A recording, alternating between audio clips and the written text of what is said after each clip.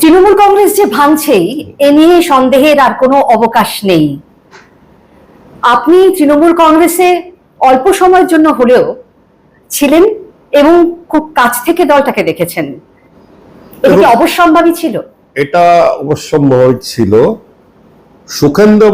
সুখেন্দু শেখর রায় যেটা বলে যাচ্ছে আর আমি যেটা বলছি, আমাদের মধ্যে কথা হয় না, কিন্তু মোটামুটি ভাবের মিল আছে। সুখেন্দুবাবু অনেক বছর পলিটিক্স করেছেন, অনেক বছর, 50 বছর প্রায় পলিটিক্স করেছেন। আমি 1 বছরও পলিটিক্স করিনি। পলিটিক্সে একটা ভিজিটিং লেকচারার ছিলাম, আর কিছু না। তাতেও যা বুঝেছি যে তৃণমূলে কে জুড়ে রাখার পেছনে 4-5টি ফ্যাক্টর আছে। এই ফ্যাক্টরগুলো না বুঝলে, এই কারণগুলো না বুঝলে তৃণমূল কেন চূর্ণ হচ্ছে সেটা বোঝা যাবে না। তৃণমূলকে যে আঠা ধরে রেখেছিল তার মধ্যে সবচেয়ে বড় হলো সংগ্রাম। তৃণমূল তখনকার দিনে যখন সিপিএম এর দাপটে কেউ টিকতে পারছে না, কেউ মুখ তুলতে পারছে না, তখন তৃণমূল কংগ্রেস তার সিনে এলো। কংগ্রেস নিজেকে প্রায় বেঁচে দিয়েছে। কংগ্রেসের অনেক নেতা গিয়ে সমঝোতা করেছে বামফ্রন্টের সাথে, তাদের কাছ থেকে অনেক রকমের ফেভার নিচ্ছিল, অনেক রকমের সুবিধা নিচ্ছিল। আমি নাম করে বলতে পারি, উদাহরণ দিয়েও বলতে পারি, কিন্তু বলবো না।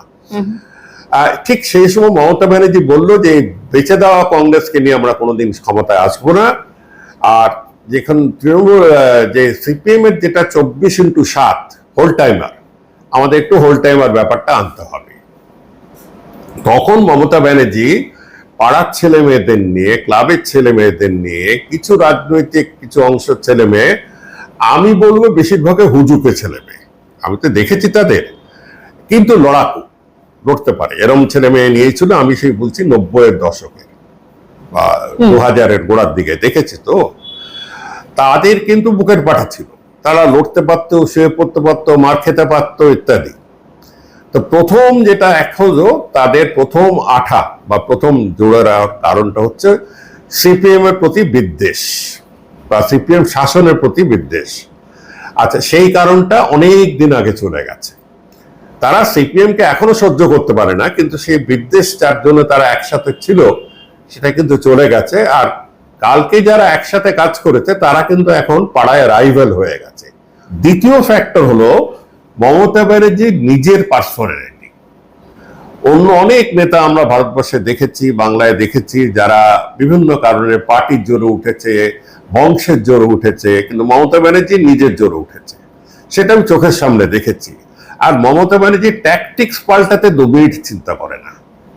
এই যে দুমদাম বাদিক দাদিক পাল্টাচ্ছে, যখন সুবিধা হলো বিজেপির সাথে হাত মানালো, যখন সুবিধা হলো বিজেপিকে ছেড়ে দিয়ে কংগ্রেসের সাথে হাত মেলালো, যখন সুবিধা হলো কংগ্রেসকে খুঁড়ে খেয়ে নিল, যেই কংগ্রেসের সাথে ঘর করছে সেই কংগ্রেসকে কাটছে। ওর ট্যাকটিক্স এর কোনো শেষ নেই। কিন্তু মমতা ব্যানার্জির নেতৃত্ব এবং তার নিজের পার্সোনালিটি ছিল একটা দ্বিতীয় কারণ। আচ্ছা, এই দ্বিতীয় কারণটির অনেক অবক্ষয় হয়েছে, বেশ কয়েকটা কারণে। তার মধ্যে একটা হচ্ছে মমতা ব্যানার্জি 15 বছর রাজ করতে গিয়ে শেষ 5 বছরটি আমি যেটা খুব কাছে থেকে দেখলাম, সেখানে নিজেকে নিজে গুটিয়ে ফেলেছে। মানে 2021-এর পর থেকে মোটামুটি 21-এর আগে অব্দি সবার সাথে কথা বলতো, সবাইকে নম্বর দিত। 21-এর পর থেকে কিরকম একটা গুটিয়ে ফেলেছে নিজেকে। ওই 4-5 জন নিজের লোক ছাড়া কারোর সাথে খুব একটা কথাবার্তা বলতো না। সবাইকে, এমনকি নিজের পার্টির লোক যাদের বাড়িতে গিয়ে তাদের ভাইয়ের মৃত্যুর পরে পাশে গিয়ে কেঁদেছে, তাদেরকেও ফোন তুলতো না। আচ্ছা, এই হলো দ্বিতীয় কারণ, যে মমতা ব্যানার্জি নিজের ক্যারিজমাটা অনেকখানি নিজে অবক্ষয় করেছে, ক্ষয়েছে। এবং এরা বুঝে গেছে যে একবার হারার পরে যেই ক্ষমতাটি লাগে, যে শক্তিটি লাগে, যে সময়টি লাগে ফিরে আসতে, 5, 7, 10 বছর, সেই সময় ওর কাছে নেই। মানে সেকেন্ড মমতা 2, ধুরন্ধর 2 এর মতন হওয়ার চান্স খুব কম মমতা 2। সেই জন্য এরা চালাকি করে দেখছে কি যে এখানে মমতা 2-র জন্য অপেক্ষা না করে অন্য কোনো উপায় বার করি। ঠিক আছে। তৃতীয় কারণ হলো, ওই যে যাদেরকে এনেছিল মমতা ব্যানার্জি রাস্তার থেকে, ক্লাব থেকে, বিভিন্ন জায়গার থেকে, তারা কিন্তু তাদের নিজেদের রোজগারের জন্য কিছু টাকা তোলার তিনি একটা মোটামুটি পারমিশন দিয়ে দিচ্ছেন, সে হকার থেকে তুলুক আর যেখান থেকে তুলুক। তাদের টাকা তুলতে তুলতে এমন একটা পর্যায়ে চলে গেছে যেটাকে একেবারে রোগে ছড়িয়ে গেছে। তাদের দেখা দেখি সবাই টাকা তুলতে আরম্ভ করলো, মানে একই পাড়াতে একই ব্যবসায়ীর কাছে 3বার মোটর বাইক করে, একবার কাউন্সিলর লোক যাবে, একবার এমএলএ লোক যাবে, একবার টেলিফোন আসবে এমপির কাছ থেকে, আর একবার পাড়ার নেতা বলবে কি সবাই খাচ্ছে আমি খাবো না। এই যে অ্যাটমসফিয়ারটাতে, এটা কিন্তু সিপিএম আমলে ছিল না।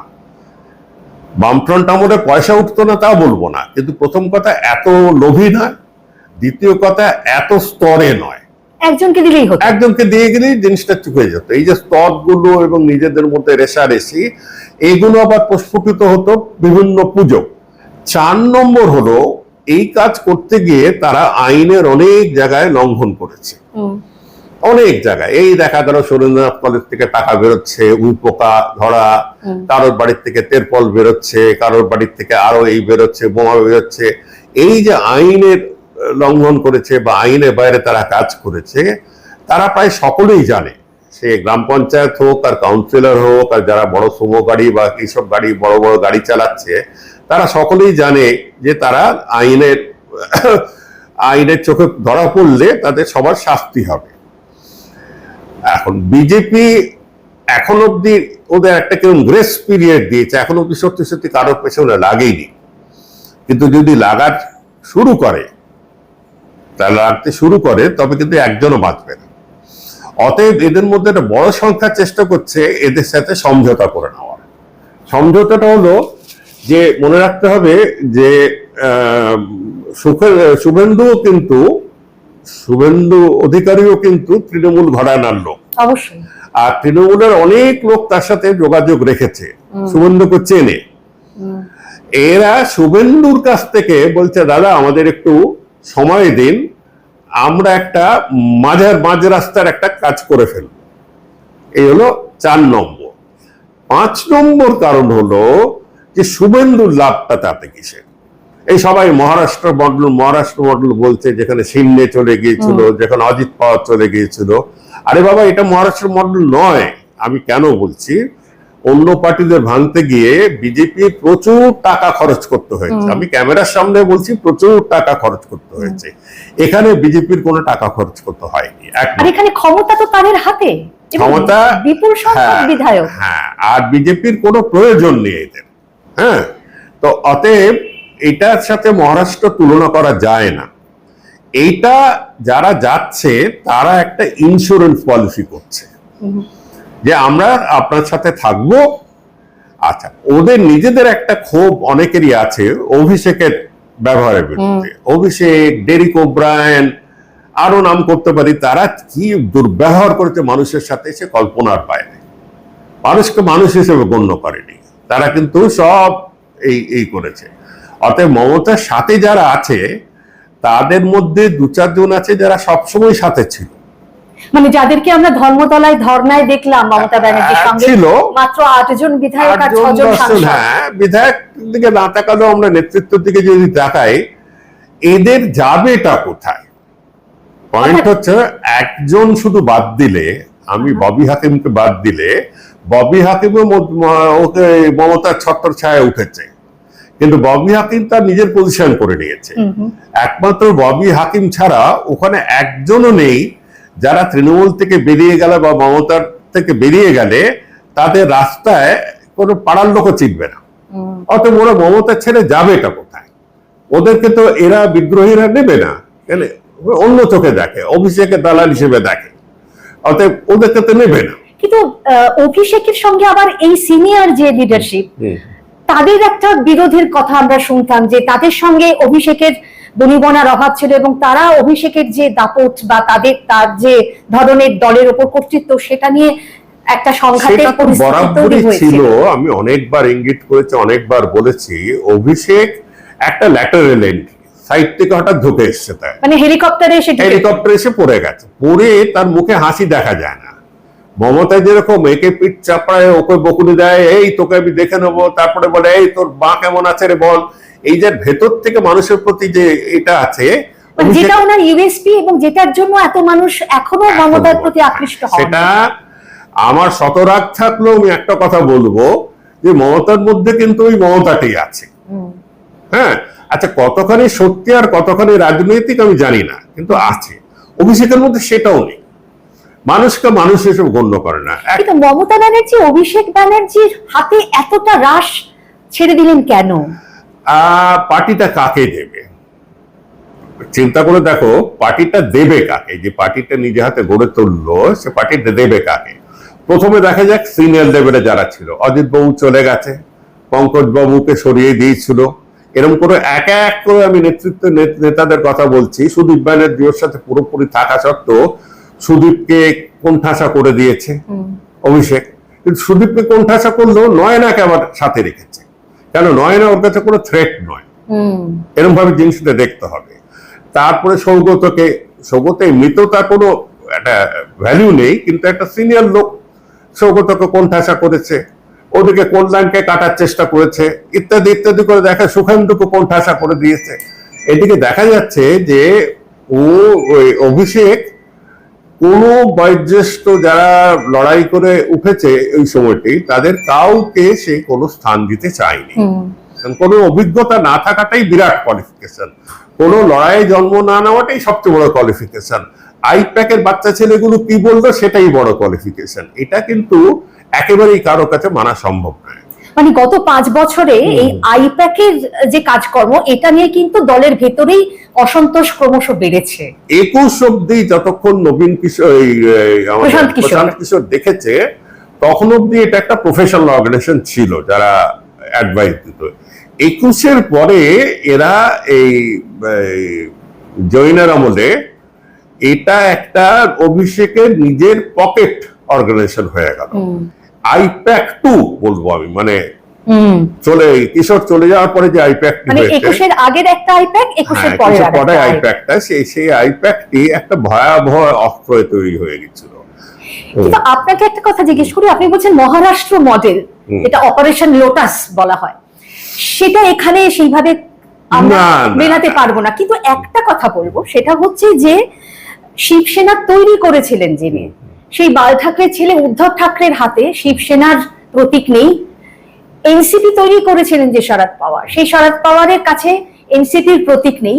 অর্থাৎ যারা ভাঙলেন তারা কিন্তু মূল দল হিসেবে প্রতীকটা নিলেন। তাহলে এখন যে পরিস্থিতি, ঋতব্রত বন্দ্যোপাধ্যায়ের নেতৃত্বে যে বিদ্রোহীরা জড়ো হয়েছেন এক জায়গায়, যে সংখ্যাটা শোনা যাচ্ছে 60-এর মতো, তো স্বাভাবিকভাবে 80 জন বিধায়কের মধ্যে 60 জন যদি একদিকে থাকে, তাহলে তারা একটা আলাদা স্বীকৃতি পাবেন। কিন্তু তারা বলছেন যে না, আমাদের নেত্রী মমতা ব্যানার্জি কিভাবে কাজ করবে। রাজনীতিতে এত জিনিস একসাথে বিশ্বাস করা উচিত নয়। আচ্ছা, যেন অজিত পাওয়ার লাস্ট অব্দি বলে এসছেন যে শরদ পাওয়ারই আমার নেতা। তাদের মধ্যে একরকম সেন্টিমেন্টও চলে, দ্বিচারিতাও চলে, সবই চলে। রাজনীতি একটু একটু একটু কম, মানে একটু কমপ্লেক্স জিনিসটা। ঠিকই, সম্ভাবনার শিল্প। হ্যাঁ হ্যাঁ, সবই চলে। মুখের কথা আর কাজের মধ্যে প্রচুর ফারাক থাকে। অতএব যারা তথাকথিত বিদ্রোহী, বা আমি তাদের বলি লাইফ ইন্স্যুরেন্স পলিসি, এই যারা পলিসি ফলো করছে, তারা কাকে নেতা করবে, নেতৃত্ব করবে, সেটা তারা বুঝবে। কেন আমার জানা নেই তাদের মধ্যে, এখনো আমি যাদের নামগুলো জানি না, যে কোনো নেতা আছে কিনা যারা এই মমতা ব্যানার্জির মতন লোককে ধরে রাখতে পারবে। তারা একত্রিত ভাবে থাকতে পারে, হাউসে একত্রিত ভাবে বসতে পারে, তারা তলায় তলায় ওপরে উপরে বিজেপিকে সাপোর্ট দিতে পারে, কি তাদের উপর যেন আঘাত না আসে। এটা ছাড়া আমি কিছু কোনো কারণ দেখতে পাচ্ছি না। কিন্তু সই জালের যে বিষয়টা, এটা কিন্তু অত্যন্ত অস্বস্তিকর একটা পরিস্থিতি তৈরি করেছে। এটার প্রয়োজন হলো কেন? এটা কি এই অনিয়ম করতে করতে বা বেআইনি কাজ করতে করতে এটাই এমন প্র্যাকটিস হয়ে গেল যে তারা ভাবেনি এরকম একটা জায়গায় যেতে পারে? মোটামুটি এটা সব দলের মধ্যেই আছে, এবং মানে এরকম একটা প্রবণতা যেখানে আইনটাকে বিকৃত করতে করতে নিজের পকেটের মধ্যে আইনটা নিয়ে এমন একটা পর্যায়ে চলে গেছে। আমি কিন্তু অনেক বড় নেতা, মমতা ব্যানার্জিকেও বোধহয় একাধবার বলেছি, আর অন্যান্য যারা আজকে বুক ফুলিয়ে বড় বড় নেতা বলে তাদেরকে অনেকবার বলেছি, দেখো আমি প্রশাসনের লোক, এই তোমাদের এই সেলুট মানে সেই অভিষেক ব্যানার্জি ডায়মন্ড হারবার যাবে, সে একেবারে মানে হরিশ মুখার্জি রোড থেকে নিয়ে একেবারে ডায়মন্ড হারবার অব্দি, মানে প্রায় গঙ্গাসাগর অব্দি 10 ফিট দূরে দূরে একজন করে পুলিশের লোক দাঁড়িয়ে থাকবে, আর তার গাড়ি হেঁচকি মারলে সবাই সেলুট করবে। এগুলো একদিন লাগবে পাল্টাতে। আমি কিন্তু ভুল বলেছি, একদিন লাগেনি, এক রাত লেগেছিল পাল্টাতে। পরের দিনে তারা থাপ্পড় মারতে আরম্ভ করছে। আবার যদি কোনো ঘটনা ঘটে বাংলায়, যারা আজকে বসে তাদের খুঁড়ে খুঁড়ে সেনাম দিচ্ছে আর কুর্নিশ করছে, তাদের উল্টো দিকে কুর্নিশ করতে একবারও কোনো চিন্তা হবে না। কিন্তু আমি আপনাকে জিজ্ঞেস করি যে মমতা ব্যানার্জিকে আপনি যেভাবে দেখেছেন, আমি বলছি 1998 সালে যখন তিনি কংগ্রেস থেকে বেরিয়ে এসে দল তৈরি করলেন, সেই দলটা কিভাবে তৈরি করেছেন, কিভাবে দল ভাঙিয়েছেন, সেটা আমরা সবাই চোখের সামনে দেখেছি। কংগ্রেসকে একেবারে প্রায় সাইনবোর্ডে পরিণত করে দিয়েছিলেন তিনি। সেখানে ভয় দেখিয়ে, লোভ দেখিয়ে কোনো কিছুই বাদ রাখেননি। আজকে সেই একই পরিস্থিতির মুখোমুখি কিন্তু তিনি। ওই ওনার ট্যাকটিক্সই ওনার এখন ভুক্ত করতে হচ্ছে। কিন্তু এটাকে উনি সামলাবেন কি করে? মানে ওনার হাতে কি এমন অস্ত্র আছে যেটা দিয়ে উনি এই পরিস্থিতিটাকে আবার নিজের অনুকূলে আনতে পারেন? এই মুহূর্তে তার অনুকূলে আনতে পারবে না। লয়্যালটির একটা ফ্যাক্টর আছে, লয়্যালটি। কিন্তু লয়্যালটি কোথায় গেল?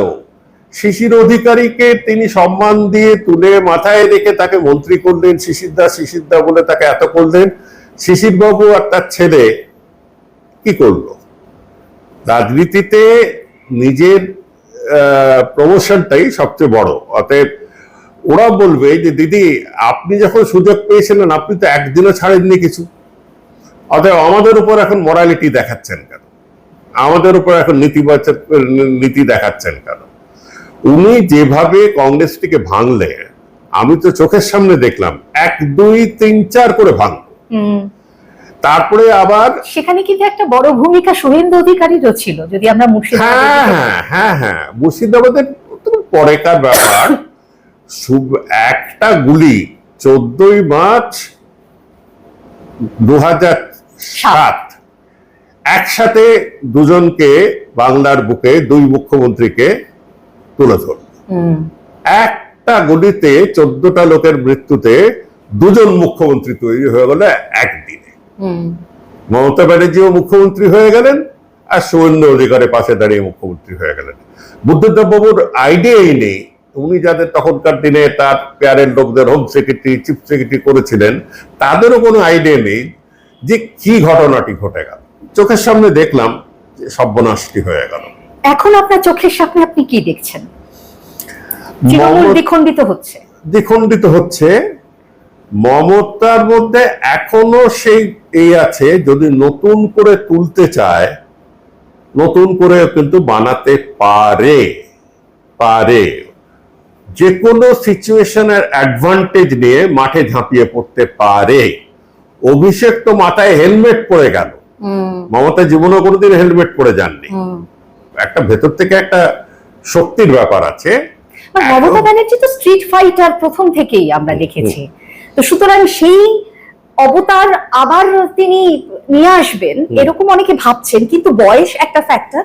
আর 2 নম্বর হচ্ছে যে তার সম্পর্কে মানুষের ভেতরে যে অনেকের মধ্যে যে অনাস্থা তৈরি হয়েছে, এখনো বহু মানুষ তাকে বিশ্বাস করেন, এখনো বহু মানুষ হয়তো তিনি ডাকলে পরে চলে আসবেন, কিন্তু তারপরেও এই গত 5 বছরে যে পরিস্থিতি তৈরি হয়েছে তাতে একটা অনাস্থা তৈরি হয়েছে। ডেফিনেটলি অনাস্থা তৈরি হয়েছে এবং ন্যায্য কারণে হয়েছে। কিন্তু আপনার অঙ্কটা দেখা যায়, বিজেপি কত শতাংশ পেয়েছে? ওরা 41%, এ প্রায় 46% পেয়েছে। আর 40% ওপরে মানুষ করাপ্ট মমতাকে ভোট দিয়েছে, এই তোলাবাজ পার্টিকে ভোট দিয়েছে। মানে বাংলার 40% মানুষ কিন্তু তোলাবাজদের ভোট দিয়েছে, এটা মনে রাখতে হবে। অতএব আমরা তাকে তোলাবাজ, আমরা তাকে এই বলে উড়িয়ে দিলাম, এগুলো মন্তব্য করার আগে মনে রাখতে হবে যে বাংলায় কিন্তু 40% মানুষ তাকে ভোট দিয়েছে, 40%-এর বেশি মানুষ ভোট দিয়েছে, বেশি তাকে ভোট দিয়েছে। অতএব একেবারে উড়িয়ে দেব, মানে একটা লুডোর খেলা হেরে গেল তার, আমি যেটা বলছি লুডোর খেলাকে লুডোর বোর্ডটা উল্টে দিল বলে একেবারে শেষ হয়ে গেল, এগুলো হলো মানে কি বললো বাসে ট্রামে লোকের এবং মিডিয়ার কথা। এবং ঋতুব্রত ব্যানার্জির দিকেও যদি আমরা তাকাই, এখন অনেকে তার নেতৃত্বে একটা ছাতার তলায় আসতে চাইছেন, কিন্তু ঋতুব্রত ব্যানার্জির যে রাজনৈতিক ক্যারিয়ার বা পলিটিক্যাল ক্যারিয়ারের কথা বলি, তিনি যে দলে ছিলেন, তারপর যেভাবে সেই দল থেকে বহিষ্কৃত হয়েছেন, তারপর আবার তৃণমূল কংগ্রেস থেকেও বহিষ্কৃত হয়েছেন, এরপরে তিনি নেতৃত্ব দেবেন, সেই নেতৃত্ব কতটা গ্রহণযোগ্য হবে সাধারণ মানুষের কাছে আমরা জানি না। কিন্তু আমি আপনাকে জিজ্ঞেস করবো যে মুর্শিদাবাদ, মালদা পার্টিকুলারলি একটা বিরাট অংশের মুসলিম বিধায়ক তৃণমূল কংগ্রেস থেকে নির্বাচিত হয়েছেন, অনেককেই আমরা দেখতে পাচ্ছি এই দলে আছেন, অর্থাৎ বিদ্রোহীদের দলে আছেন। তো এটা কিভাবে আপনি ব্যাখ্যা করবেন? মুসলিমদের মধ্যে এবার একটা বিরাট ফ্রাস্ট্রেশন এসে গেছে। এখন মুসলিমদের ব্যাপারে এই ফ্রাস্ট্রেশনটা ছিল যে বাবা তুমি একদিকে দুর্গা মন্দিরও করবে, একদিকে জগন্নাথ করবে, এই করে বেড়াবে, আবার আমাদের এইদিকে এই পলিটিক্সটা, এরা তুষ্টতার পলিটিক্স বলে, আমি বলবো এই পলিটিক্সটা দুদিকটার খেলার পলিটিক্সটা নিয়ে তাদের একটা ব্যাপার আছে। তার চেয়ে বড় কথা হলো 15 বছর পরে মুসলমানরা বলল যে আমাদের জন্য কি করলেন, আপনি তো আমাদের ভোট পেলেন, আমরা 27% বাংলার, হ্যাঁ আমাদের বেঙ্গল পুলিশে কত লোক আছে, 6%, 7%, 7% কি 27% কোনোদিনই পৌঁছবে না, বাম আমলেও পৌঁছবে না, আপনার আমলেও পৌঁছবে না, আপনি আমাদের জন্য করলেনটা কি, এরকম একটা চেষ্টা। তারা বলছে যে বিজেপির জুজু দেখিয়ে আপনি 15 বছর চালিয়েছেন, আর 15তম বছর আমরা এই জুজুটা মানছি না, আমরা জানি যে বিজেপি আসলে আমাদের ক্ষতি হবে এবং আমরা জিনিসটাকে নিজেদের মতন ম্যানেজ করবো, যেরকম ভাবে এই বকরিদটাকে ম্যানেজ করলো ওরা, আমরা করে নেবো। তারা তাদের নিজেদের সলিউশন বানাতে আরম্ভ করেছে, বকরিদ সলিউশন আমি বলি। বকরিদে বললো না যে আমরা গরু কাটবো না, কিন্তু তারা একটা তাদের মতন অন্য একটা থার্ড পার্ট, তৃতীয় পন্থা তারা দেখছে